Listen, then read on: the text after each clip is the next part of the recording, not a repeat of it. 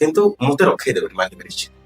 ସେଇ ସମୟରେ ଅନେକ ମନ୍ତ୍ରୀ ମାନଙ୍କୁ ମେଣ୍ଟ ସରକାର ଥିଲା। ସ୍ୱାମୀଜୀ କହିଲେ ଜଣେ ବରିଷ୍ଠ ଆପଣ କିଏ ମାରି ଦଉଛି କହିଲେ ଆରେ ମାରିଦେବେ ତମେ ଭାବ ମୁଁ ମରିସାରିଲା ଅନୁଭବ କରିବ। ସତକୁ ସତ 2007 ଡିସେମ୍ବର 24ରେ ସ୍ୱାମୀଜୀଙ୍କ ଆକ୍ରମଣ ହେଲା। ହିନ୍ଦୁମାନେ ଜାଗ୍ରତ ହେଲେ, ସେମାନେ ଡିସେମ୍ବର 25 ମନେଇ ପାରିଲେ। ତ ଖ୍ରୀଷ୍ଟିଆନ ମାନଙ୍କର ରାଗ ହେଲା ଯଦି ଏ ହିନ୍ଦୁ ମାନେ ଆମର ପର୍ବକୁ ମନେଇ ଦେଲେନି ଡିସେମ୍ବର 25କୁ, ଆମେ ଏପରି ସମୟରେ ଲକ୍ଷ୍ମଣ ହତ୍ୟା କରିବା ହିନ୍ଦୁ ମାନଙ୍କୁ ଗୋଟେ ପର୍ବ ବନେଇଛୁ। ଆଉ ମାତ୍ର ମାନେ ଡିସେମ୍ବରରୁ ଅଗଷ୍ଟ ଭିତରେ ତାଙ୍କ ଯୋଜନା ଫଳବତୀ କରେଇଦେଲେ।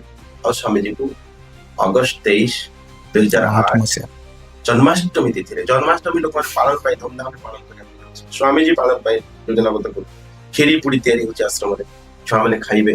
ସ୍ୱାମୀଜୀ ତାର 2 ଦିନ ପୂର୍ବରୁ କଟକ ଆସିଥିଲେ। ସମସ୍ତେ ପୁରୀ ଶଙ୍କରାଚାର୍ଯ୍ୟଙ୍କୁ କହିଲେ, ତାଙ୍କ ସ୍ୱାମୀଜୀଙ୍କୁ ଧମକ ଚିଠି ଆସିଯାଇଥିଲା ଆପଣ ଯାଆନ୍ତୁନି। ସେତେବେଳେ ପ୍ରାନ୍ତ ପ୍ରଚାର ଥିଲା ଆମର ଅଜିତ ଭାଇ, ସେ କହିଲେ ଆପଣ ନ ଗଲେ ଏଠି ରହିଗଲେ ମାନେ କହିଲେ ନାଇଁ ମୋ ଛୁଆମାନେ ଏଠି ଜନ୍ମାଷ୍ଟମୀ କରିବେ ଆଉ ମୁଁ ତାଙ୍କ ସାଙ୍ଗରେ ରହିବିନି।